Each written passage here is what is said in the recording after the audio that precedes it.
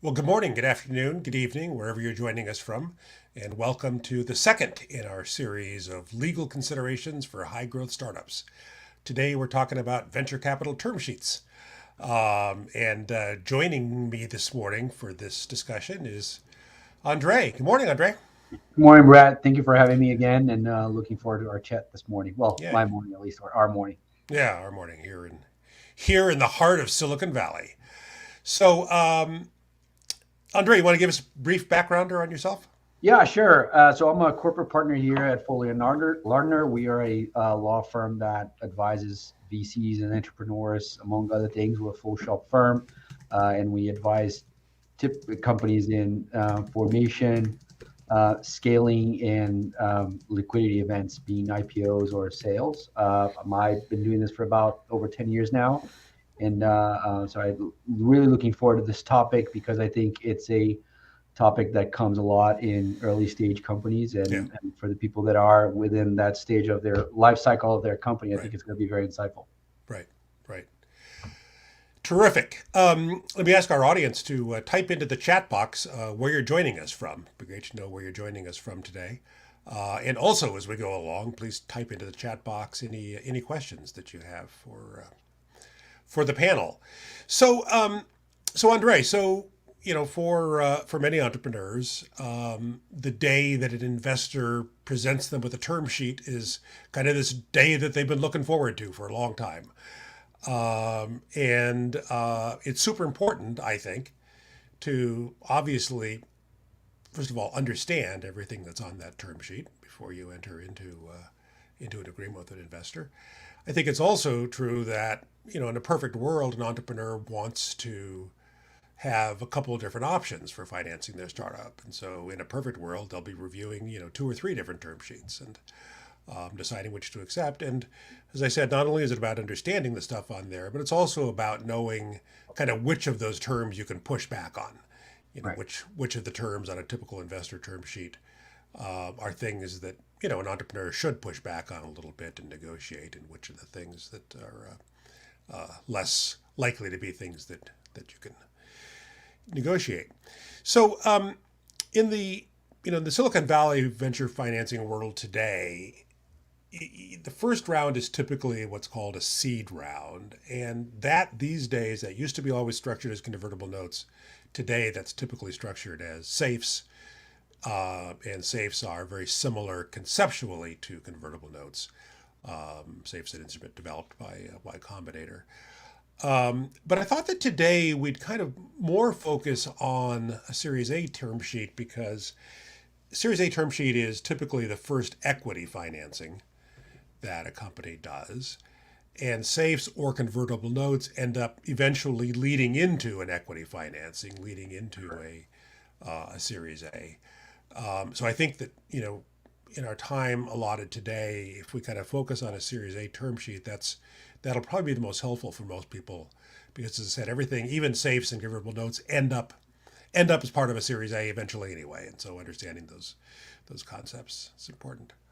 So first of all, Andre, what the hell does Series A mean? Series A, Series B, Series C. Who thought up this very creative name? Yeah, it's just the way of the market to kind of name your equity rounds at the end of the day. And it's funny how the time has evolved where it used to be that your Series A was certain within a certain range of new money or valuation, and now that has become the Yeah, B, and the B has become the C. So whenever you hear yeah, Series A, it's the type of stock that's issued to the investor that's putting in money in your equity round. So in the case of the term sheet we're looking to look at, it's the A. yeah, Sometimes, as you mentioned, people do the Series Seed, which tends to be a smaller amount around and new money and valuation of the company, simpler terms that the investor would typically ask for.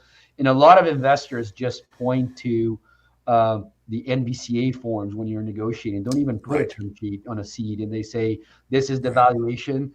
Let's just use Series C documents, NVCA forms, and that's what we work from, which makes it easier to get from A to B. I think, Brett, one point that I would mention, and just to Yeah, give an overall explanation of what the term sheet is and it looks like, is a term sheet in 99.9% of the cases is going to be a non-binding document. And By that meaning, it outlines the main terms and conditions by which an investor is willing to actually invest in the company and what the investor is um, put money into the company and invest. Now, the biggest mistake that I think we've seen, and then I'll take that with a certain degree of salt, is nonetheless the document is not binding.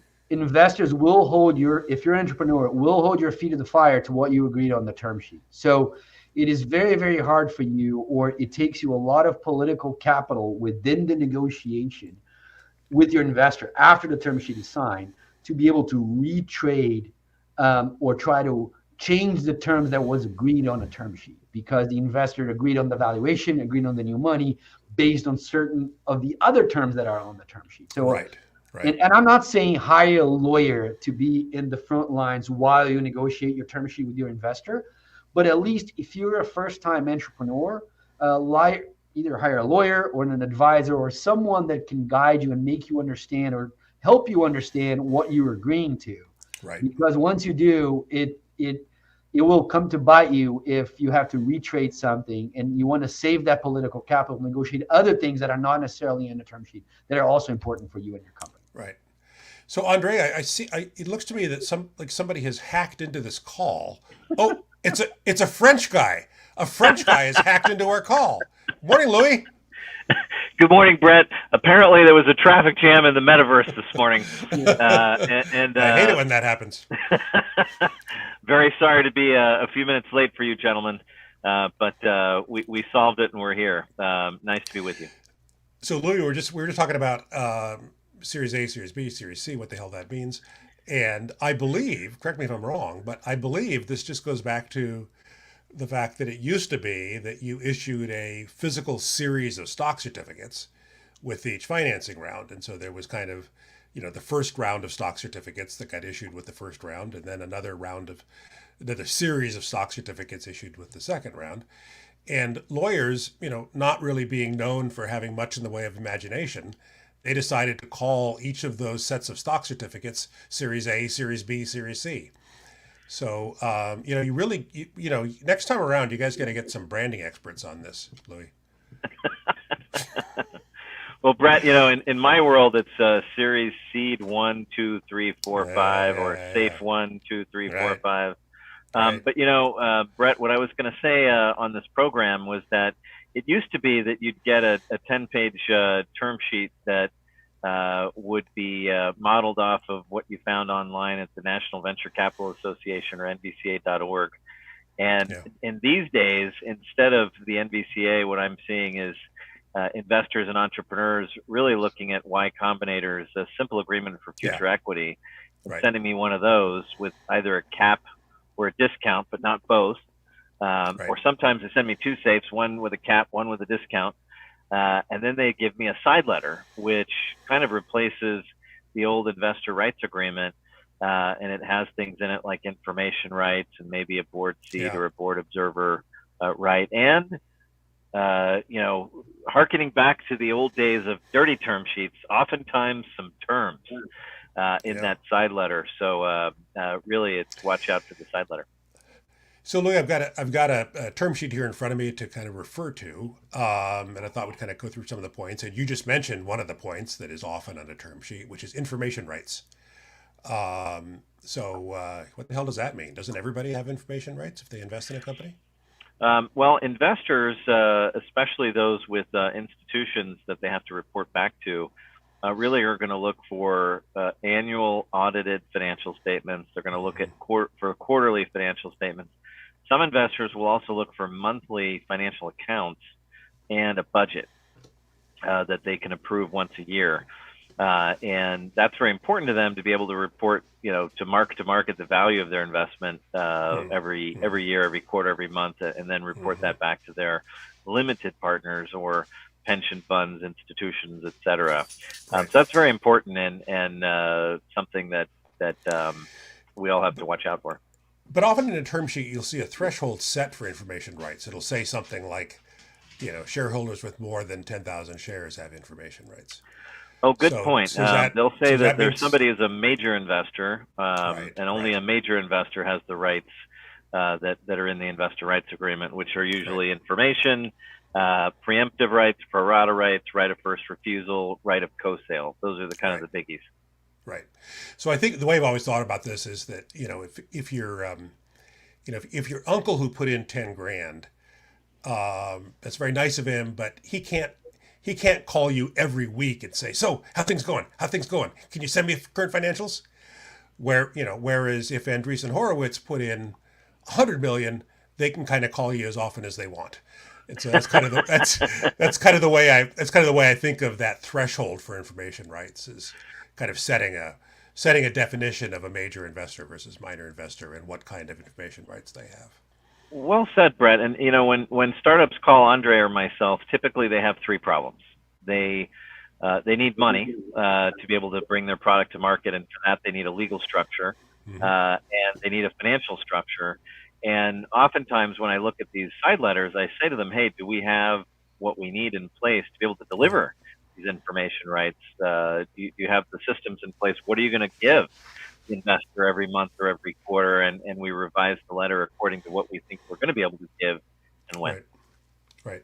And then to the point of the threshold, Brett, I think the other thing that is important to note for early stage startups is that at the beginning, when these companies that are at the convertible note or at safe stage, where they're getting those safes, which are the Y Combinator standard, but with the side letter that we mentioned, a lot of those investors may request, if and when there is an equity round, meaning when my safe converts into equity, I want, regardless of the equity that I have in the company and the percentage of the fully diluted that I have in that cap table, I want to have major investors' rights.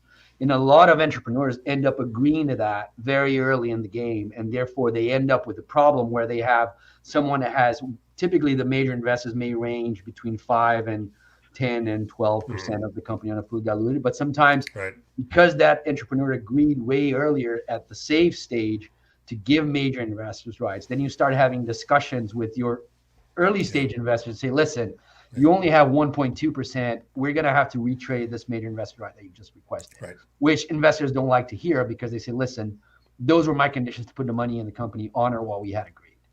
Right. Yes, we best not retrade. Right. Exactly. So this Series A term sheet that I have in front of me, it says that the investors are putting in $1 million, so they're buying $1 million worth of stock, and it says that the pre-money valuation of the company is $3 million, is what's been agreed upon. So if my math is correct, that means the new investors are going to own 25% of the company, because it was worth $3 million before. We've agreed the pre-money is $3 million. Now there's $1 million in the bank, so now it's worth $4 million, and so that $1 million in is 25%. Very simple math. But there's another thing that happens, which is the creation of an option pool. So, this particular term sheet says the pre-money valuation of $3 million, including an available option pool of 20% of the post-money fully diluted capital. So talk us through this, guys, because having been through this a couple times before myself, I know that there's a big difference between, so everybody wants to have a option pool to recruit and retain top talent, and kind of the Silicon Valley standard is creating around 20% for an option pool to recruit and retain top talent. But kind of when that option pool is created has a big difference on who gets diluted. So talk us through that and the way to think about that in a term sheet. Andre, you want to go? Sure. Yeah. So the investor coming in, typically they would negotiate that the increase on the pool, it's only diluting everyone that is pre-money. And that includes the founders, and it includes also, typically, if this company used the standard Y Combinator safe, the increase of the pool will also dilute the safe holders in this particular company. The old version of the Y Combinator safe had a different formulation, but the new one, the increase of the pool will dilute those investors as well. And the 20% post money is the calculation of the pool is made as for purposes of dilution pre-money, but the availability of the pool means to be post money, meaning if this company has already granted options or promised options in the past, it will need to increase the pool even further and dilute the pre-money investors and the founders even further to be able to have a post-money available pool of 20%, even though that calculation is made on a pre-money basis, meaning diluting only the investors that are in the company right now or are converting in connection with the equity financing, and not the new, when I say the lead investor, not the new money investors. And that is fairly standard. And sometimes you do have a misinterpretation by the entrepreneurs where they say, well, I'm going to do this. I have promised options to a bunch of my employees. I haven't granted them yet. So I can use part of this 20% pool to be able to issue to them, right? And then the answer is no. If you have already promised options, your new investor needs, those are already promised. They are already sort of granted to some extent, even though they haven't been necessarily.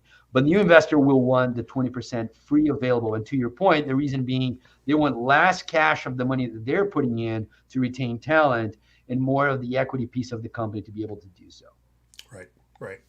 So I think the important thing here for founders to get their head around is the fact that creating an option pool is often a very important thing to be able to recruit and retain top talent, but understanding kind of who is going to get diluted in the process of creating that option pool is very important to understand when you're reviewing the term sheet. So now let's move to what I have found to be perhaps the most important item on a term sheet, which is liquidation preferences. So as background here for our audience, typically founders and employees hold common stock, and the investors in an equity financing are typically buying preferred stock, and there are certain preferential rights that that preferred stock has. And often the number one preferential right is the liquidation preference. So Louis, talk us through what that means and why an entrepreneur should care. And, I saw during the dot-com crash when money was very difficult, I saw term sheets written that had, 1.5 or 2x or 2.5x liquidation preferences. So what does that mean, Louis? You're muted, Louis. Sorry about that. What it means, Brett, is that when an investor puts in their hard-earned cash, they expect to be first in line to get their cash out before anybody else who's put in sweat equity. So really what they're saying is cash equity is worth more than sweat equity.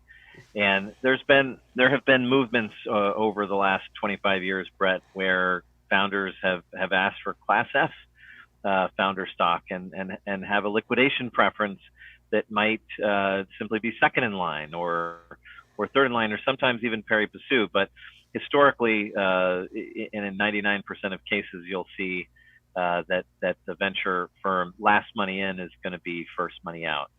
Now, in recent times, when things are going good and you're doing a round and then another round and another round, everybody's going to agree among the preferreds that they're going to be pari passu together. But sometimes, especially in a big up round or a last mile financing that's late stage, the last money in will say, no, I will be first money out even before the other preferreds. And then, of course, and I think it's really worth saying for this audience today, Brett, is how a Series Seed or a Series A preferred instrument in liquidation is different than a SAFE, which is, I think, what most of us are seeing. And in a SAFE, there is no liquidation preference because it is not debt. But there is a term that says that upon a change of control, that the holder of the SAFE can get a 1.5 or 2x return on their cash invested on the closing of that change of control, which gives them some premium, if you will, for having taken the risk of affording the cash. So really, a SAFE is in many cases a better instrument than a Series Seed preferred for a founder. But you have these strange scenarios where sometimes the SAFE ends up being better for the investor, and then they take a liquidation preference. Yeah, and the expectation is that a SAFE ends up leading into a Series A. So right, eventually we're dealing with all these Series A terms, one way or the other. Right. So just to put this in very blunt terms for the entrepreneurs in the audience, let's say an investor puts $5 million into your startup, and they have liquidation preferences of 1x, meaning that the first $5 million that comes out in the eventual sale or winding down of the company goes back to the investor before the rest is distributed to the other shareholders. At the time, you're thinking to yourself, well, that's just fine because we're going to sell this company for $500 million. And so the fact that the first $5 million is going to go to the investors and then the rest is going to get distributed among the rest of us, that's fine. And then things don't go exactly as planned. And you end up, after 5 years of really hard blood, sweat, and tears, you end up selling the company for $5 million. And guess how much of that you get as the founder? You get zero. Because all of that $5 million went back to the investors because of liquidation preference. And I neglected to make another. Yeah, I neglected to make one other point in response to your prior question, which is that sometimes an investor will say, not only do I need my 1x liquidation preference, but I need my dividend paid back to me, or I need a multiple of my liquidation preference back to me, 2x or 3x. And the theory there is that by putting in, $5 million, I, the investor, really created the $25 million of value that came thereafter, because that money really enabled the growth. Something else you see, and this is in distress situations, and it's in a convertible note, typically, where somebody's coming in to bridge a difficult period, is they'll say they want a 5x or a 3x liquidation preference, on the theory that really they're protecting the value of everyone in the company, and that they need to be rewarded as such. So it's very important to see it. Participating or not participating is another key distinction to make. Is do you then participate on top of the 5 million as if you converted to common, or do you have to pick one or the other? And today, typically liquidation preferences are not participating, and they're not cumulative. They simply it's either or. Right. So I think the bottom line here for entrepreneurs is make sure you understand the way the liquidation preferences are defined on the term sheet, and make sure you run through a couple different scenarios so that you're clear on, kind of a good scenario where you sell the company for a lot of money, and then a less good scenario. Make sure you understand the way it's written. So Andre, Louis brought up another point. Louis talked about dividends, and this is another thing that you often will see on an equity financing term sheet, is that the investors are putting money in, they're buying all this preferred stock, and they're going to get 8% annual dividends paid to them. But are they really expecting that the company is going to be paying them dividends? No, I mean, the model of venture capital is always to see the pie grow, and therefore not take cash out of the machine. So the money keeps getting invested and reinvested. So typically what you have dividends is the investor will have a preferred return of 6%, 8% based on what you put in on dividends if and when declared by the board. And then in most cases, it is not declared by the board. Obviously, when you start having companies that are no longer startups and they became like your even pre-IPO companies that are very, very late stage, then obviously there could be some incentive to distribute dividends, and therefore the investor would have those preferred returns guaranteed to them. But the language that you typically see is if and when declared by the board, which a lot of cases don't happen. Right, but there are cases where the dividends may be accrued and undistributed.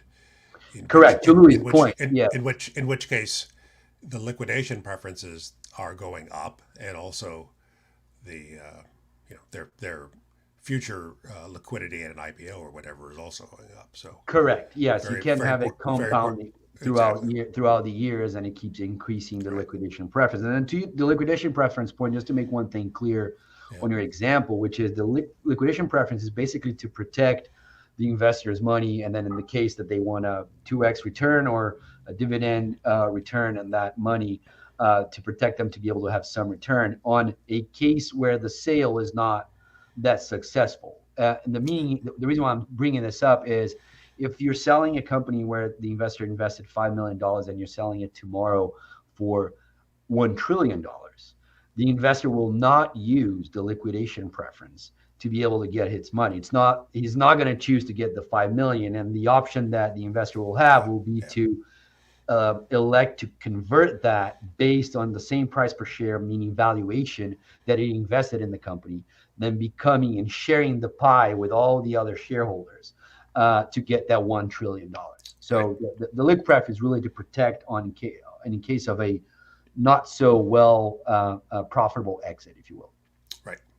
So, and now you brought up conversion ratio. So let's touch briefly on that. So typically on an equity term sheet, it'll also have that preferred shareholders, which is the investors, have the right to convert to common kind of at any time that they want. And there's usually a ratio in there. So 1-to-1 or 1 to something else. And I think, if I understand correctly, the reason that's in there is that at the IPO, they will want to convert to common to sell their common shares. Is that correct? Yes, at the IPO or the exit. That's right. Or the exit, right. And so that ratio then becomes an important thing in the term sheet, right? In other words, if it's not 1-to-1, if somehow or another they have the right to exchange their preferred shares at some ratio other than 1-to-1, that would be important to understand. And typically that adjusts, Brett, if you sell equity, let's say at $1 a share on day one, and then you sell equity at, let's say, 50 cents on year one. There will be an anti-dilution protection for the first money in, that the second money in got to pay less, and so that the first money in is protected from that decrease, and so the adjustment will happen upon the issuance of cheaper stock. Right. And what that means is basically that the investor on that adjustment of the conversion is just biting more into the cap table upon conversion, because you're going to do a formula, which is the broad-based weighted average, which the market continues to use more than the hatchet, and we can talk about that too, but to basically calculate what that's going to be. So instead of being a 1-to-1, it's going to be a 75-to-1, and therefore buy 25% more than it was entitled to. Right. So let's talk about board composition, because again, a term sheet will often kind of define what the board composition will be. And a lot of entrepreneurs are very worried about that. A lot of entrepreneurs are worried about suddenly, losing a majority of board seats on their own company, et cetera. So, Louis, talk us through how a term sheet will usually address this, or a side letter in the case of a SAFE. Right. Well said. And typically, an investor who's taking 10% or more of a company is going to want a board seat. And in addition to that board seat, they're going to want protective provisions so that certain decisions of the company, no matter that they only own 10%, that they have a veto right. Then even tighter, because many of the decisions of a company don't ever go to the shareholders, they happen at the board level. They'll say that they have a veto right with their board seat over certain decisions, and the budget is one of those that we struggle over, because the lifeblood of a company is what budgetary decisions it makes in terms of hiring and expenses and capex and opex, and essentially a veto right over a budget almost could constitute control over a company. And then is the affirmative right to propose it the same as the negative right to veto against it? Well, we could argue till the cows come home, but it's an important item. And so, founders will be looking to make sure that they maintain control, that they're comfortable with the protective provisions that all of the preferred investors are going to have as stockholders, and then what the preferred director is going to be able to have as a solo director. And of course, there is the magical side letter that one should be have their eyes on to make sure that one understands what's in there.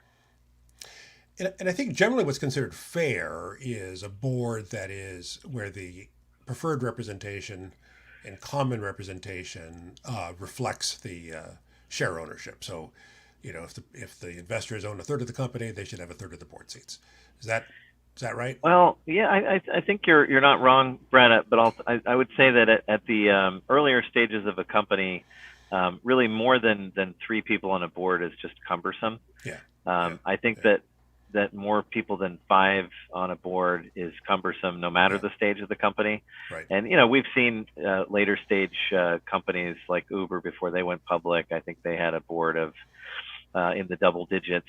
And imagine the scheduling challenges of getting that board together and having a board meeting with everybody chiming in and adding their 2 cents of value. Right. So I try and keep it to 3, and I think preferred investors, particularly at the early stages, feel like they don't necessarily need a board seat to be able to have input. And then if they do, they'll want the right to get on the board to be able to do so. And typically that would be to negotiate the Series A term sheet or the next term sheet. Brett. Right. I think that's right. Sometimes you can solve these conundrums with observer rights as well, letting somebody just be an observer and getting copies of board materials and the ability to dial in even though they can't vote.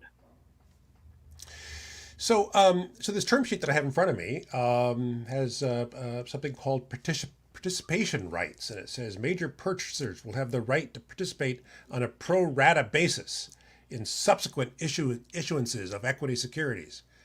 Andre, what the hell does that mean?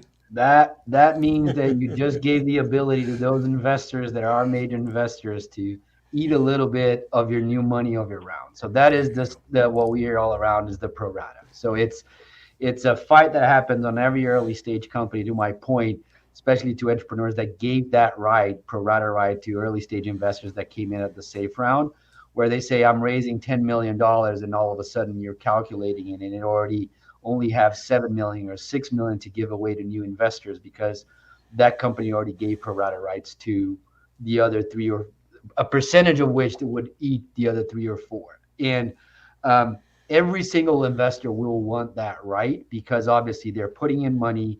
They want to make sure that if the company's doing well, that they're going to have the opportunity to put in more money and therefore not get diluted by the new money on a pro rata basis. Right. So every investor loves to ask for that.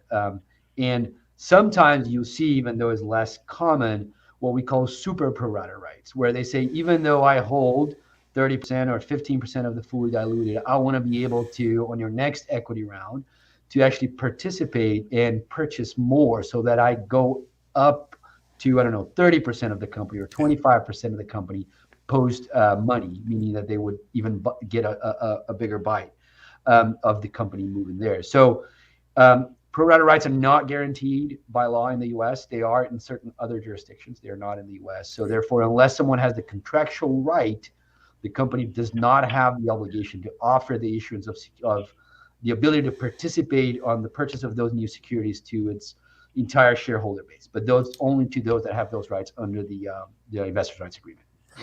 So the way I think of this is really simple, which is that if I'm putting, if the money I put in at this round means I own 15% of the company, I know that in future rounds I'm going to get diluted because that's how it works. But I'd like to have the opportunity to put in more money at the next round in order to keep myself at 15%. That's kind of the bottom line, correct? That is absolutely correct. Right, yes. right. The ability to not get diluted, and but which means for the company, the ability to not bring outside players as much as you would potentially like because part of the round is already committed to its investors. And now investors can waive it and not participate. They can. There are ways to go around and renegotiate that, but the hard line is that they would have the contractual right to be able to participate and not get diluted. Right. So Louis, on an equity financing on a Series A, typically the company has a law firm representing them, and the investors have a law firm, hopefully one law firm representing all the investors as well. So there's 2 law firms usually working on a Series A, one representing the startup and one representing the investors. But this term sheet that I'm looking at here says company to reimburse legal expenses for the investors.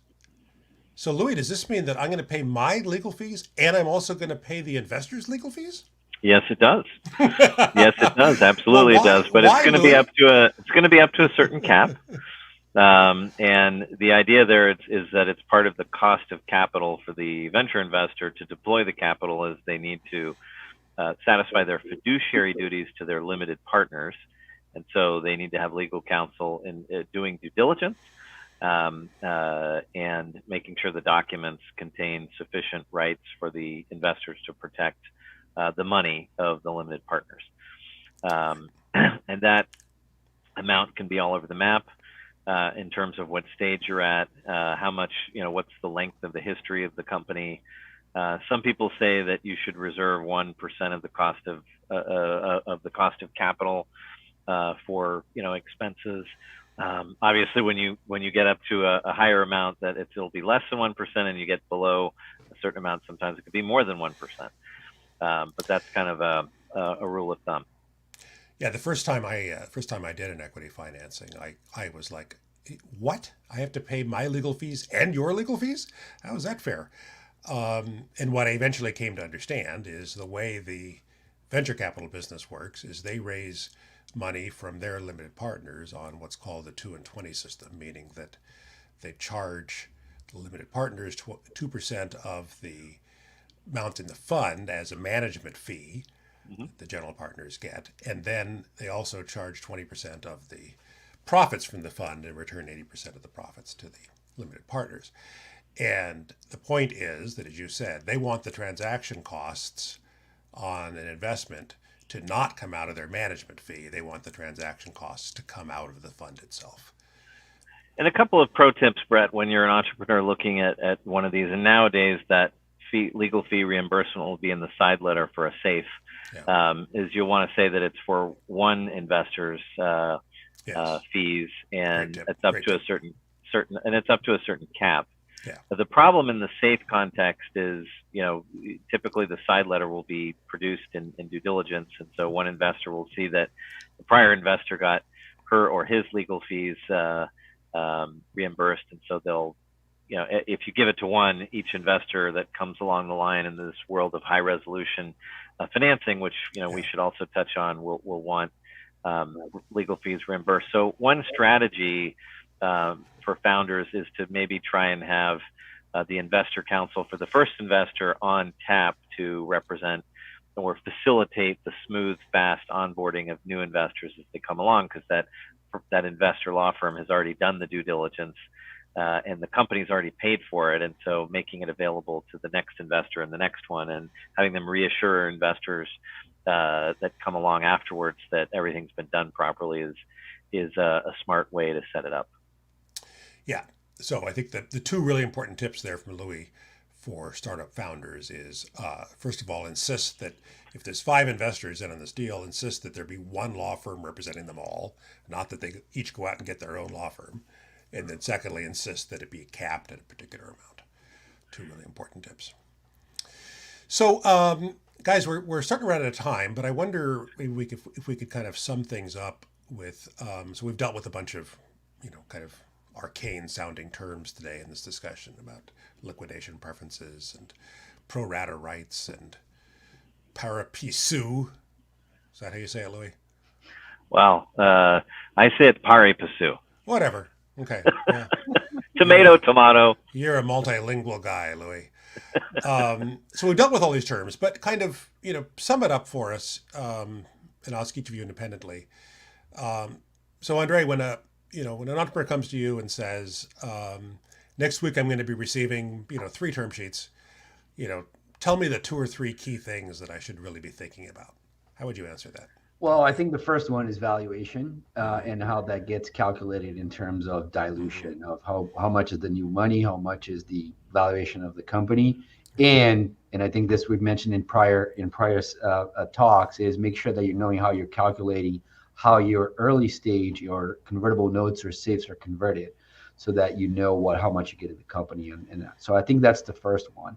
The second one I would say, obviously for company early stage, is make sure that sort of the board composition is something that makes sense to you, to Louis' point. Like if you're having a Series A term sheet where the founders are already losing control of the board, or getting some wacky Frankenstein that comes in on a 2-2, like a 2 founder, a preferred and an independent, like take a look on how your company is going to be able to, how you're going to be able to run your company moving forward.